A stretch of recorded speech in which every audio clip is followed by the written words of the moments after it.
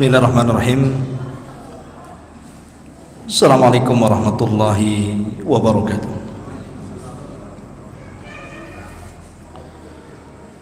Alhamdulillah, salatu wassalamu ala rasulillah wa ala alihi wa sahbihi wa mawalah wa la hawla wa la quwata illa billahi wa ba'du. Qala Allahu azza wa jalla, ya ayyuhalladzina amanu taqullaha haqqa tuqatih wa la tamutunna illa wa antum muslimun, amma ba'du. Ma'asyiral muslimin wal muslimat, saudara dan saudari sekalian yang dimuliakan Allah Subhanahu wa taala. Alhamdulillah, di malam hari ini setelah masjid ini terbangun, baru malam ini perdana kita mengadakan ta'lim ataupun kajian. Insyaallah mungkin kedepannya kita sering rutinkan kajian-kajian seperti ini. Kita undang ustaz-ustaz dari luar, baik kajian malam ataupun mungkin kajian khusus ibu-ibu atau ummahat, supaya masjid ini semakin makmur lagi. Pembahasan di malam hari ini kita akan membahas seputar tanda-tanda menjelang hari kiamat. Ma'asyiral muslimin yang dimuliakan Allah Subhanahu wa taala, kita tahu bahwa salah satu keyakinan seorang muslim adalah beriman adanya rukun iman. Dan salah satu rukun iman itu, salah satunya adalah al-iman bil yaumil akhir, beriman dengan adanya hari akhir, bahwa alam ini akan hancur dan ada kehidupan setelah kematian. Dan salah satu beriman kepada hari akhir, tentunya pertama beriman dengan kematian, karena kematian itu kiamat kecil. Tidak usah seseorang menunggu kiamat besar untuk binasa. Dengan adanya kiamat kecil, kematian saja, seseorang sudah meninggalkan dunia. Makanya Nabi SAW bersabda, idza mata ahadukum qamat qiyamatuhu. Apabila meninggal salah seorang di antara kalian, berarti tegak kiamat kepadanya. Dari sini menunjukkan bahwa kematian itu adalah kiamat kecil dan akan menimpa siapapun. Apalagi di zaman sekarang, ya, di zaman corona ini, kadang yang sehat saja tahu-tahu meninggal. Bahkan tadinya sehat, habis divaksin 3 hari meninggal. Siapa yang tahu? Tetapi kematian itu sebuah kepastian, di mana siapapun pasti akan mengikuti antrian kematian. Tidak hari ini ya besok, tidak besok ya mungkin bulan depan, tahun depan, wallahu a'lam. Tapi kita harus imani. Ini yang pertama. Yang kedua, setelah kematian itu kan pasti ada kehidupan yang disebut dengan alam barzah. Alam barzah ini, atau dengan istilah lain alam kubur, itu akan melalui siapapun. Makanya kenapa Nabi SAW apabila ziarah kubur, selalunya Nabi SAW mengatakan di hadapan para sahabatnya bahwa salah satu hikmah daripada ziarah kubur itu adalah tudzakirukumul akhirah, mengingatkan kita tentang akhirat. Karena di dalam kuburan itu penentuan antara masuk surganya seseorang dan masuk nerakanya seseorang.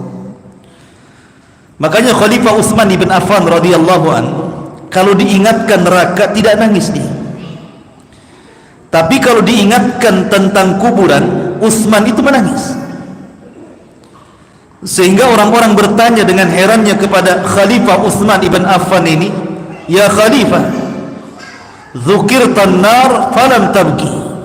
Dikisahkan tentang ngerinya neraka, engkau tidak menangis. Tetapi kalau dikisahkan kepadamu tentang alam kubur, wa tabki, dan engkau menangis. Ada apa ini?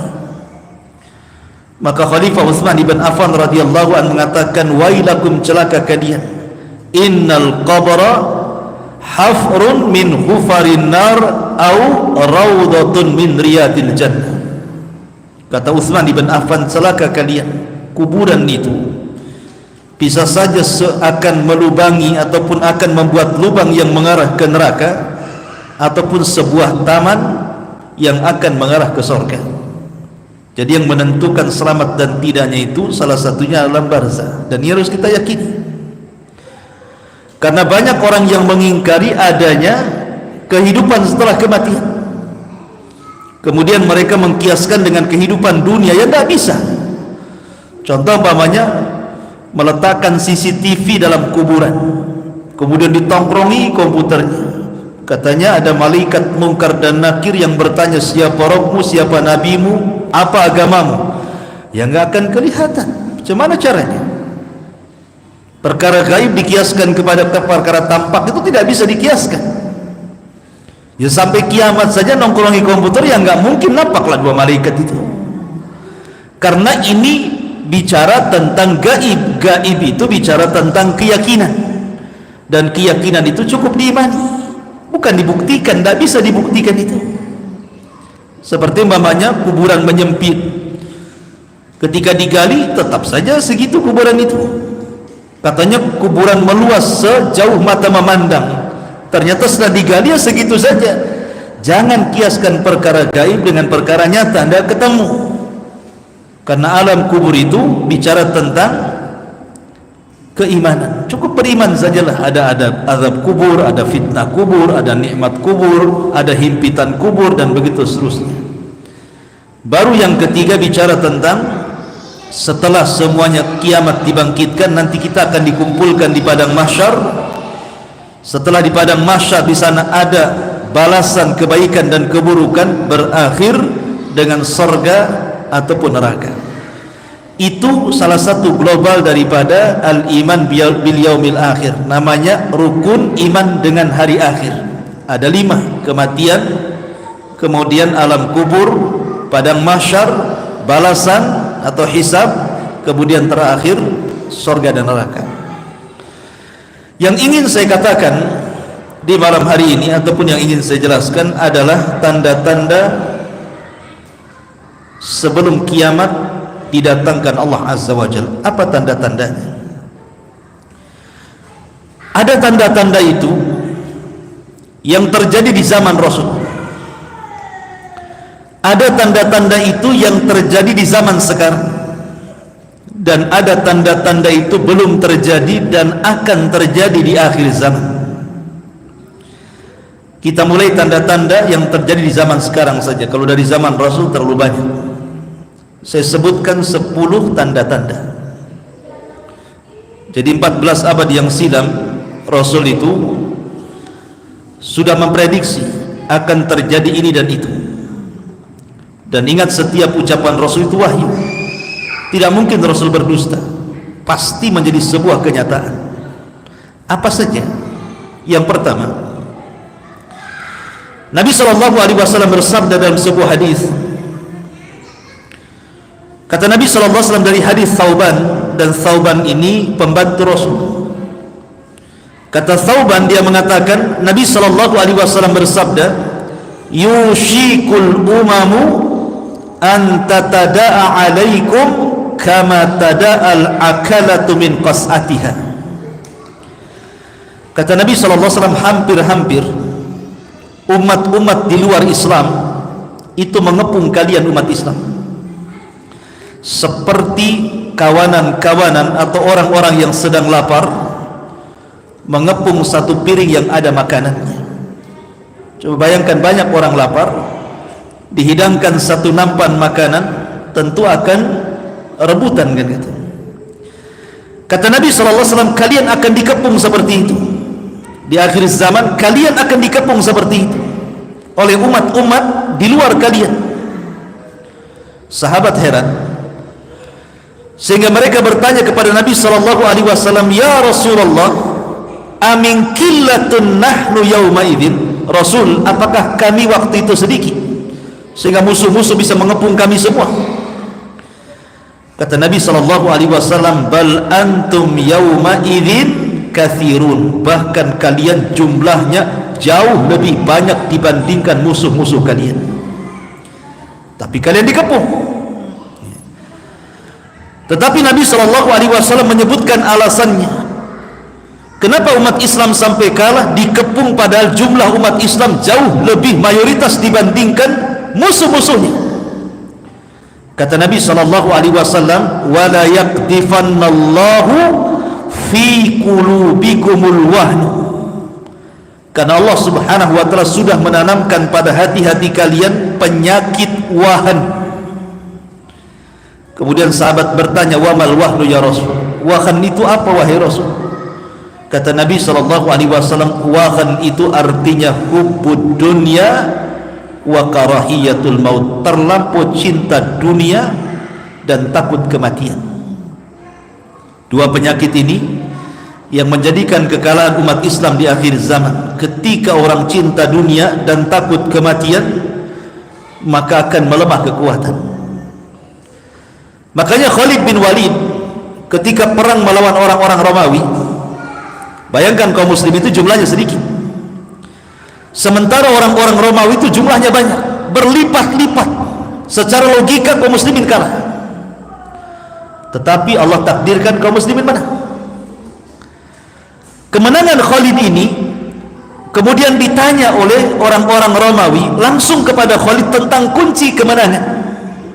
"Khalid, apa sih kunci kemenanganmu? Kenapa kau jumlah sedikit bisa mengalahkan kami kelompok yang banyak?" Lihat jawaban Khalid bin Walid. Kata Khalid bin Walid, dia mengatakan, "Li'annana nuhibbul mauta kama tuhibbul haya." Karena kami cinta dengan kematian, tapi kalian cinta dengan kehidupan. Kalian cinta hidup, kami cinta mati.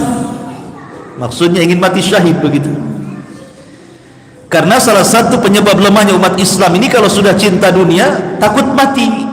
Dan dua perkara ini tidak mungkin dipisahkan. Orang kalau sudah cinta dunia pasti takut mati.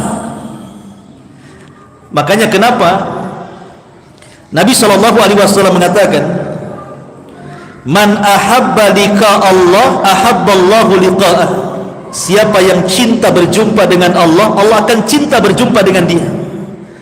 Wa man kariha liqa Allah karihallahu liqa'ah. Tapi siapa yang benci berjumpa dengan Allah, Allah benci berjumpa dengan dia. Sahabat heran, maksudnya apa ini? Siapa yang cinta dengan Allah, berjumpa dengan Allah, Allah cinta dengan dia. Siapa yang benci berjumpa dengan Allah, Allah pun benci dengan dia. Maksudnya begini ikhwan, orang kalau di dunia menanam sahamnya untuk kehidupan dunia, dihabiskan uangnya untuk membangun rumah, dihabiskan uangnya untuk berpoya-poya, membeli tanah, membeli kekayaan, sehingga tidak ada satupun harta yang disedekahkan. Ketika saat sakaratul maut, dia akan berat meninggalkan rumahnya, akan berat itu. Kenapa? Karena sahamnya ditaruh di dunia. Ketika dia hendak mati itu kepikiran tuh usahanya, rumahnya, bisnisnya, PT-nya, macam-macam itu. Sehingga orang ini akan benci dengan kematian dan tidak mau berjumpa dengan Allah. Tapi kalau seandainya hartanya diinvestasikan untuk akhirat, seperti orang yang membangun masjid, Allah akan bangunkan rumah di sorga. Orang yang kemudian bersedekah akan dibangunkan taman-taman di sorga, dan begitu seterusnya. Ketika dia meninggal dunia, maka dia sangat rindu berjumpa dengan Allah. Kenapa? Karena ingin cepat kembali ke rumah istananya di sorga itu. Disitulah ikhwatu fiddin, ketika orang suka dunia pasti benci kematian. Dan hadis ini ikhwatu fiddin itu sudah terbukti. Sekarang siapa yang menguasai dunia? orang-orang kafir kan, yang memegang ekonomi dunia bukan orang Islam, orang kafir, yang menggunakan sistem-sistem bank-bank ribawiyah siapa? Orang kafir. Jadi umat Islam ini hanya menjadi pelayan saja, tuannya orang-orang kafir, karena secara umum yang pegang media orang kafir, yang pegang ekonomi orang kafir. Mereka sudah tidak menjajah kita dengan cara senjata lagi, tetapi dengan cara ekonomi tadi. Artinya kita sudah dikepung dari berbagai macam penjuru, dan kalau seperti ini sangat bahaya sekali, karena akan terjadi pelemahan kepada kaum muslimin. Ini yang pertama. Yang kedua, Nabi SAW bersabda, sayati 'alan nasi sanawatun khadda'ah yusaddaqu fiha al-kadhib wa yukadzabu fiha as-sadiq wa yu'tamanu fiha al-kha'in wa yukhawwanu fiha al-amin wa yantiku fiha ar-ruwaybidatu qila wa ma ar-ruwaybidatu ya Rasulullah qala ar-rajulu tafi yatakallam fi amri al-ama. Kata Nabi SAW, akan datang zamannya, tahun-tahun yang penuh dengan tipu daya dan kedustaan, di mana orang yang jujur dianggap pendusta, orang pendusta dianggap jujur, orang amanah dianggap khianat, orang khianat dianggap amanah. Kemudian diangkatnya para pemimpin-pemimpin Ruwaibidah. Kemudian ditanya, apa itu Ruwaibidah wahai Rasul? Rasul mengatakan, seseorang laki-laki yang dungu, yang bodoh, tetapi berbicara tentang kemaslahatan manusia. Perhatikan di zaman sekarang, di zaman sekarang, jangankan di zaman sekarang ya, di zaman Umar bin Khattab radhiyallahu anhu, kejujuran itu sudah hampir punah. Ingat ketika saya bercerita tentang seorang wanita penjual susu. Ketika ketika Umar bin Khattab radhiyallahu anhu tengah malam, mungkin bahasa kitanya belusukan lah ya, karena Madinah itu ketika itu menjadi pusat orang mencari pekerjaan, sama dengan Jakarta lah gitu ya. Sebelum corona atau zaman dulu itu, dari daerah-daerah itu kan ingin cari mengadu nasib ke Jakarta, sehingga harus tidur di kolong-kolong jembatan, kadang tidur di masjid-masjid, di musola-musola, di pasar-pasar, kadang nggak jelas tidurnya di terminal gitu ya. Lah Umar juga sama. Madinah ini tempat rujukan manusia mencari pekerjaan. Tetapi oleh Umar bin Khattab radhiyallahu an itu dibuatkan camp-camp, dibuatkan tenda-tenda. Siapapun yang datang dari daerah-daerah yang hendak datang ke kota Madinah mencari pekerjaan, disediakan tempatnya, dibuat tenda-tenda. Kemudian juga dimasukkan, mungkin bahasa sekarangnya listrik, terkadang juga makanan-makanan. Jadi suatu ketika Umar ini malam-malam mencoba untuk melihat-lihat rakyatnya. Rupanya jam yang ditentukan bahwa lampu itu harus padam, ada pula satu tenda itu tidak padam, masih nyala gitu ya. Akhirnya kemudian oleh Umar didekati tenda yang masih nyala itu. Rupanya dalam tenda itu ada percakapan seorang ibu dengan seorang gadis. Kata ibu itu, nak, besok kan kita akan jualan air susu nih. Gimana kalau seandainya susu yang kita jual beli ini, biar banyak untungnya, campur saja dengan air, biar nampak banyak gitu kan. Memang kecurangan dalam berdagang itu dari dulu modusnya sama kan, mencampur yang baik dengan yang buruk kan. Cobalah antum beli buah-buahan, kecuali yang jujur ya penjualnya. Kalau yang enggak jujur itu paling kadang-kadang jeruknya yang manis di atas saja gitu ya, yang bawah itu enggak karu-karuan rasanya itu. Ataupun salak dibilang yang atas di salak pondok, yang di bawah mungkin salak bubuk kan gitu ya. Enggak jelas gitu ya. Jadi memang modus dari dulu curang dalam berdagang itu pasti mencampur yang baik dengan yang buruk. Makanya kemudian ibu ini mengatakan kepada anak gadisnya, kita campur saja susu ini dengan air biar banyak untungnya. Rupanya anak gadis ini anak gadis yang jujur, yang salehah. Dia menasihati ibunya dan mengatakan, "Bu, bukankah Amirul Mukminin Umar bin Khattab melarang tidak boleh curang dalam berdagang?"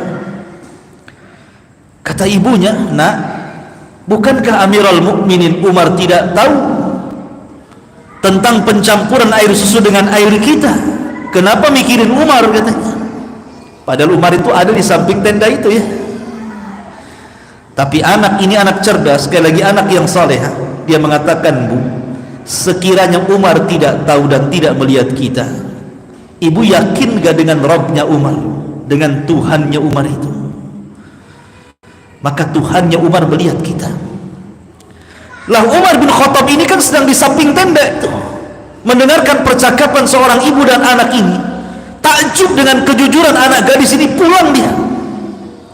Keesokan harinya dia kumpulkan anak-anak laki-lakinya, ada Abdullah ibn Umar, ada Qasim ibn Umar, ada Asim ibn Umar. Pokoknya anak laki-lakinya dikumpulkan dan mengatakan, "Nak, siapa di antara kalian yang siap menikah?" No, di sana ada begitu unggul tuh. Akhirnya kemudian Qasim ibn Umar tegak dan mengatakan, "Saya wahai abi." Keesokan harinya lagi Umar membawa Qasim untuk mendatangi tenda ibu yang jual susu itu. Ketika datang, ibu itu pucat. Dikiranya mungkin ada sidak kan gitu ya. Kemudian dia mengatakan, "Ya Amirul Mukminin, aku tidak curang dalam berdagang. Aku tidak sempat mencampurkan air dengan susu." Dikiranya Umar bin Khattab untuk itu gitu ya. Tetapi tiba-tiba Umar bin Khattab mengatakan, "Bukan itu yang kumaksud ke sini, tapi saya hendak melamar gadismu." Wah, itu dapat Umar ya, anak Umar nomor 1. Maka menikahlah Qasim ibn Umar dengan gadis itu. Lahirlah seorang wanita namanya Laila. Laila bintu Qasim bintu Umar. Dari Laila ini lahir siapa? Umar bin Abdul Aziz. Siapa yang tidak kenal Umar bin Abdul Aziz? Turunan Umar bin Khattab, 2 tahun menjadi khalifah, tidak ada orang miskin di negaranya. Tidak ada khalifah. Persis seperti yang disabdakan Rasul, akan datang zamannya di mana orang yang bersedekah bingung mencari orang miskin yang akan disedekahi. Dan itu terjadi di zaman Umar bin Abdul Aziz. Tidak ada orang miskin, orang bawa sedekah, orang bawa zakat, bingung tuh, tidak ada orang miskin masalahnya. Oh, kalau sekarang yang miskin lebih banyak dibanding sedekah. Coba saja dari masjid ini besok kita bagi sembako jam 7, mungkin jam 6 udah kumpul sini. Karena ini lebih banyak yang meminta dibandingkan yang memberi. Lah kata para ulama, lihat keberkahan dari kejujuran. Tapi jujur ini kata Rasul, di akhir zaman akan diangkat, sehingga orang dusta dianggap jujur dan orang jujur dianggap pendusta. Makanya dulu saya pernah cerita waktu saya mengajar di Polo ini, mungkin sebagian itu sudah tahu ceritanya. Dulu saya pernah mengajar di salah satu madrasah, awal-awal keluar dari pesantren, belum kuliah ke luar negeri.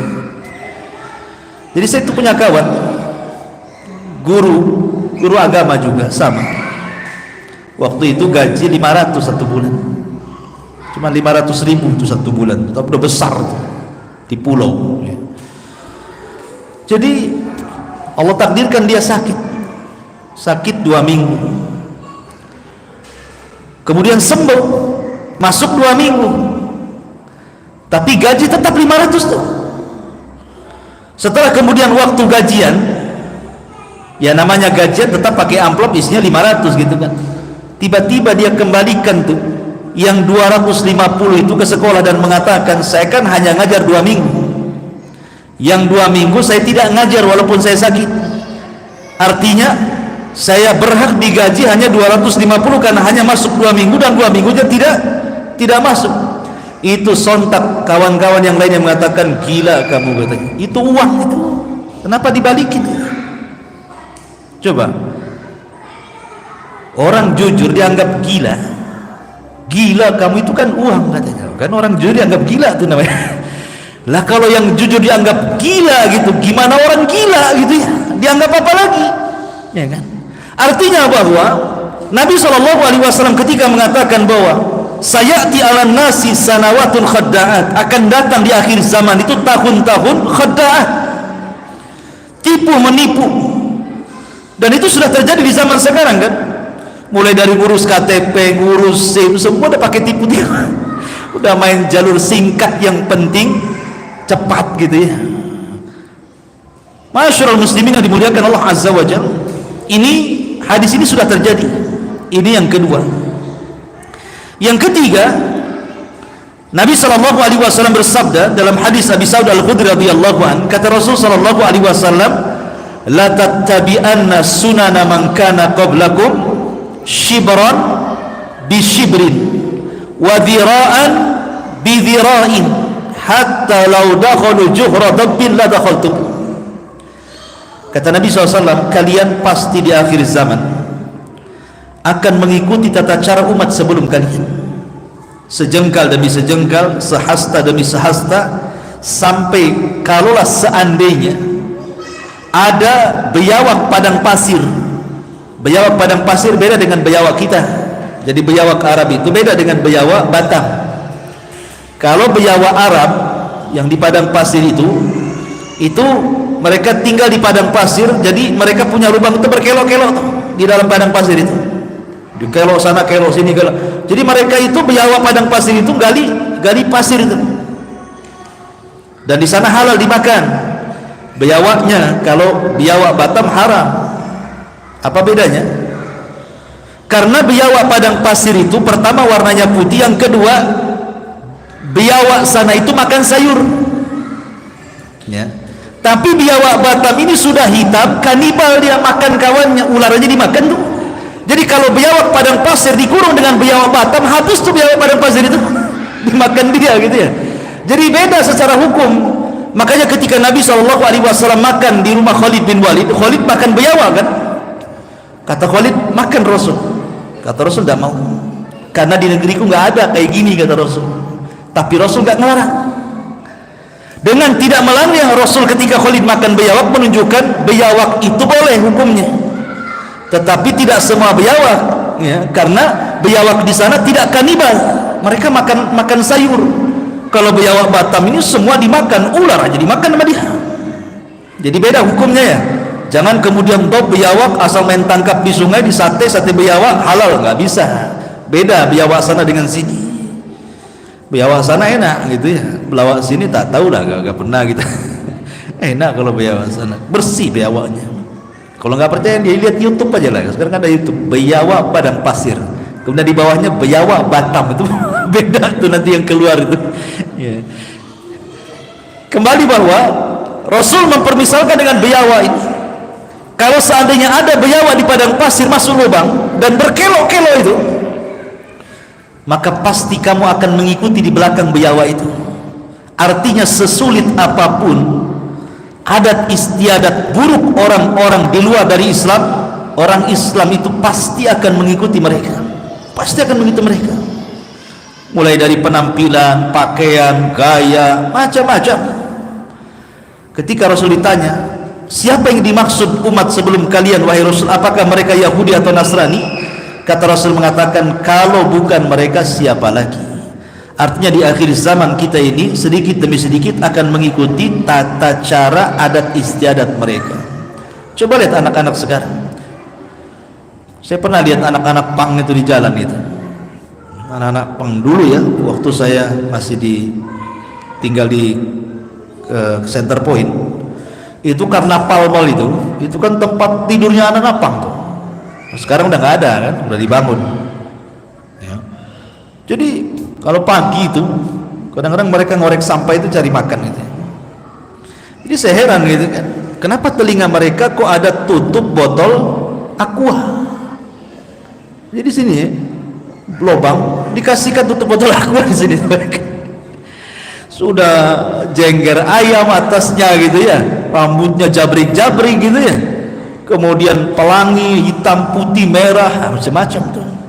Coba saya bayangkan bagaimana dia membolongi telinganya sampai dimasukkan tutul botol aqua bisa masuk ke lubangnya itu. Gimana caranya itu? Belum lagi dijintik-jintik sininya Itu kan sakit itu. Ya. Ini tata cara siapa? Umat Islam kan nggak tahu tata cara seperti ini. Artinya walaupun susah ditiru, pasti umat Islam itu akan ikut gitu maksudnya. Walaupun sakit-sakit gitu ya. Walaupun istilahnya harus berkorban gitu, seperti yang ditato itu pakai laser panas itu, mereka bisa loh mau seperti itu ya. Lah itu menunjukkan bahwa sedikit demi sedikit masalah akhlak, masalah ibadah, bahkan masalah akidah pasti kita akan mengikuti tata cara mereka, dan itu sudah terjadi hari ini. Ini nubuah yang ketiga. Nubuah yang keempat, Nabi SAW bersabda, la taqumus sa'ah hatta yaqbidul ilmu wa takthuruz zalazil wa yataqarrabuz zaman wa tadharul fitan wa yaksurul haraju. Qila ya Rasul wa mal haraj? Qala al qatlu. Kata Nabi SAW, tidak mungkin tegak hari kiamat sampai diangkatnya ilmu, kemudian banyaknya gempa, kemudian waktu semakin singkat, kemudian fitnah terjadi di mana-mana, kemudian haraj akan muncul. Sahabat bertanya, Rasul, haraj itu apa? Kata Nabi SAW, haraj itu pembunuhan di mana-mana. Coba perhatikan hadis ini. Pertama diangkat ilmu. Ketika Imam Syafi'i meninggal dunia, Imam Ahmad meninggal dunia, Imam Abu Hanifah meninggal dunia, Imam Ahmad ataupun Imam Malik meninggal dunia, siapa yang bisa menggantikan Imam Madhab itu? Sampai hari ini tidak ada. Karena kalau presiden mati, besok nih wakilnya jadi presiden. Boleh jadi yang jadi presiden setelahnya lebih hebat dibandingkan sebelumnya. Menteri mati, ada lagi menteri yang baru. Boleh jadi yang baru lebih hebat dibandingkan menteri yang lama. Tapi kalau ulama yang mati, tidak ada ceritanya yang menggantikannya lebih hebat dibandingkan ulama sebelumnya. Sebutkan. Makanya kenapa Nabi mengatakan, mautul alim musibatun la tujbar. Kematian ulama itu musibah yang tidak tergantikan. Kalau pengusaha mati, memang didoakan pengusaha yang lain cepat mati supaya jangan nyaingi dia, kan begitu ya. Tetapi kalau sudah ulama mati, nggak ada penggantinya. Siapa yang bisa menggantikan ulama? Kalaupun ada, ilmunya mungkin di bawah dia. Makanya kenapa kemudian ilmu itu dicabut, bukan ilmunya dicabut ke langit, tapi diwafatkan satu persatu ulama itu. Nah, kalau sudah nggak ada ulama, yang sisa orang jahil lah, kan begitu. Dan ini sudah terjadi. Kemudian yang kedua, taksuruz zalazil, banyaknya gempa di mana-mana. Di negeri kita saja gempa sudah di mana-mana tuh. Di Lombok, di Jogja, macam-macam gitu ya gempa itu. Dan ini tanda-tanda kiamat ketika banyak gempa. Kemudian yataqarabuz zaman, dalam riwayat yataqarabul aswaq, dekatnya zaman, dalam riwayat dekatnya pasar. Dulu mungkin saya pengalaman, Pak Rahmat atau siapa, Pak Wahyu atau siapalah yang pernah mengalami kecil dulu ya, rasanya dari pagi ke duhur itu lama banget. Dari duhur ke asar lama, dari asar ke maghrib itu lama banget dulu itu. Tapi sekarang nih tahu-tahu duhur, tahu-tahu asar, tahu-tahu maghrib, tahu-tahu ngaca, sudah berubah pula besok mati. Kan gitu ya. Sekarang ini waktu semakin dekat tuh, nggak terasa. Jalan ke sana dah duhur, pulang dah asar. Itulah namanya yataquruz zaman. Zaman itu makin dekat, makin dekat, makin dekat, makin pendek ya. Dalam riwayat dekatnya pasar. Kalau dulu di desa-desa ke pasar itu harus pakai angkot tuh, pakai beca, pakai dokar gitu ya, lama tuh, berjam-jam baru sampai pasar. Sekarang tidak perlu ke pasar, handphone COD, cocok bayar pak, cocok tak bayar. Sekarang dekat di rumah saja, yang jual di rumah, yang beli juga di rumah. Itu tanda-tanda kiamat ini namanya. Tidak perlu ke pasar lagi. Sekarang semua ada di aplikasi itu. Mau beli apa saja ada di sini. Dan itu namanya yataqarabul aswaq, berdekatannya pasar. Tidak perlu ke pasar. Sampai jual kangkung saja ada sekarang di handphone. Beli kangkung satu ikat, dan nyelonong di depan rumah. Artinya bahwa ini sudah terjadi. Kemudian kata Rasul, wa tadhharul fitan, banyaknya fitnah. Fitnah terlalu banyak. Kemudian haraj. Haraj itu artinya pembunuhan. Sampai dalam riwayat, sampai-sampai orang yang membunuh tidak tahu kenapa dia bisa membunuh, dan orang yang dibunuh makin bingung kenapa pula bisa dibunuh. Kata Nabi SAW, al-qatil la yadri fi man qatal wal maqtul la yadri fi man qutil. Orang yang membunuh bingung kenapa sih bisa bunuh dia, dan orang yang dibunuh makin bingung kenapa dia bunuh saya, kan gitu ya. Karena dalam Islam itu membunuh tidak sembarang. Dalam Islam itu kata Nabi SAW, la yahillu damu mri'im muslim illa bi'ihda salasin. Tidak halal darah seorang muslim kecuali 3 perkara. Pertama, as-sayyibu zani, seorang yang sudah menikah dia berzina, maka hukumannya rajam sampai mati. Yang kedua, an-nafsu bin nafsi, membunuh orang dibunuh dia, qisas. Yang ketiga, orang murtad. Kata Rasul, man baddala dina faqtul, orang yang keluar dari agama dalam Islam dibunuh. Jadi tidak sembarang orang mengeluarkan nyawa orang itu. Tapi hari ini coba, rebutan parkir bunuh-bunuhan, rebutan waris bunuh-bunuhan, rebutan istri bunuh-bunuhan. Semua rebut-rebutan mesti bunuh-bunuhan di zaman sekarang ini. Sampai saya ada kisah nih, ini seorang syekh yang bercerita. Jadi di Mesir dulu ada seorang anak muda namanya Mahmud. Orang Mesir, anak muda namanya Mahmud. Dia hijrah dari Mesir ke Saudi. Usianya 15 tahun, tetapi sudah terpengaruh dengan kehidupan bebas, suka mabuk, narkoba, macam-macam. Walaupun di Saudi ada juga yang seperti itu ya. Bukan berarti semuanya karena dekat Ka'bah baik semua, tidak juga. Tetapi kriminalisasi di sini, dikriminalisasi lebih sedikit dibandingkan di sini. Itu saja. Tapi setiap kriminal ada, dan bagusnya di sana kalau maksiat tidak terang-terangan. Kalau kita kan terang-terangan kan, mabok di mana aja, di sana tidak berani terang-terangan, ditangkap, ada hukumannya. Jadi sembunyi-sembunyi. Jadi suatu ketika Mahmud ini, orang Mesir ini, suka pula dengan seorang gadis. Namanya usia 15 tahun, ketemu gadis kepujaan dia itu kan luar biasa gitu ya. Lain dengan orang yang sudah 40 pacaran, udah bicaranya kawin aja gitu ya.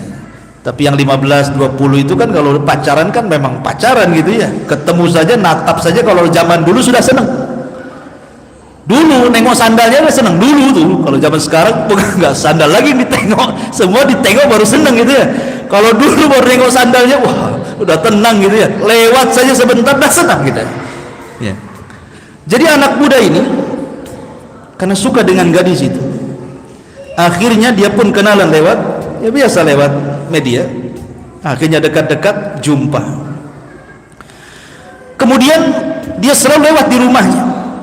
Jadi dia jadwalkan itu di rumahnya, kapan ada orang tuanya, kapan tidak ada orang tuanya. Maksud dia kalau tidak ada orang tuanya, dia ingin masuk menemui gadisnya gitu.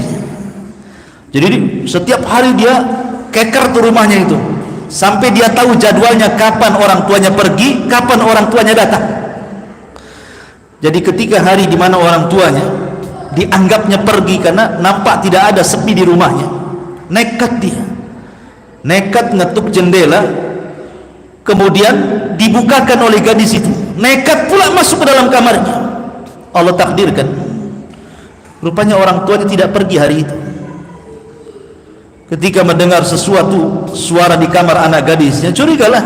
Maka ibunya kemudian mendekati kamar itu, dibukanya ada anak muda, menjeritlah kan begitu. Disangka mau ngapa-ngapain sama anaknya gitu ya, atau hendak mencuri, menjerit sejadi-jadinya. Akhirnya karena anak muda ini takut manusia tahu, lari dia ke dapur. Allah takdirkan menemui pisau pula di dapur itu. Tapi ibu ini tetap menjerit. Entah setan apa yang masuk pada si Mahmud ini, tiba-tiba kemudian ditusuk supaya diam itu. Tidak sadar darah keluar, akhirnya mati. Setelah mati, tentu anak gadis pacarnya dia melihat ibunya dibunuh, menjerit juga kan begitu ya. Kalap dia, makin kalap dia. Akhirnya ditusuk juga kekasihnya, mati juga kan gitu ya. Lihat, terkadang syaitan ikhwan, terkadang orang itu kalau sudah berbuat seperti itu, ini yang berbuat sudah bukan orang lagi, dah setan tuh. Baru setelah orang datang gitu, duduk dia, nyesel dia. Lihat muka pacarnya sudah meninggal, terbayang keluarganya dipermalukan, kemudian terbayang jeruji penjara bagaimana dia harus tinggal di situ, sampai kepada terbayang dia akan dikisos mati. Dalam satu kejap merubah seluruh kehidupannya tuh. Terkadang orang membunuh itu mudah saja tuh kan. Ya. Walaupun kisahnya Mahmud ini sebenarnya endingnya bagus gitu ya. Diceritakan oleh Syekh itu, jadi ketika dia masuk penjara, jadi dikasih 3 tahun. Semenjak di penjara itu kan dikasih 3 tahun dari hukuman dia, dan dia harus dikisos karena sudah membunuh orang. Dikisos, dia dibunuh. Karena di Saudi itu kan hukum Islam diterapkan di sana, bunuh dibunuh kan itu ya. Jadi kasih waktu 3 tahun ngeringkuk di penjara gitu. Selama 3 tahun itulah dia melihat ada mushaf di penjara. Kemudian dia pun tergerak untuk mengambil mushaf itu yang selama ini tidak pernah dipegang. Dia pun berdoa kepada Allah, ya Allah, lembutkan hatiku kepada mushaf Al-Quran yang selama ini aku tinggalkan. Maka sejak itulah dia habiskan untuk menghafal Quran di penjara, dan 1 tahun dia sudah hafal Quran. Kemudian dia habiskan puasa, dengan qiyamul lail, dengan berzikir dalam penjara itu, dalam penyesalannya itu, sampai pada waktunya ketika kisah sudah mau berlaku gitu kan, semua orang-orang penjara malah mengatakan, semoga surga menunggumu wahai anak muda. Demi Allah, kami semua di penjara tidak ada atau tidak pernah melihat bagaimana seorang anak muda yang ibadahnya seperti dirimu.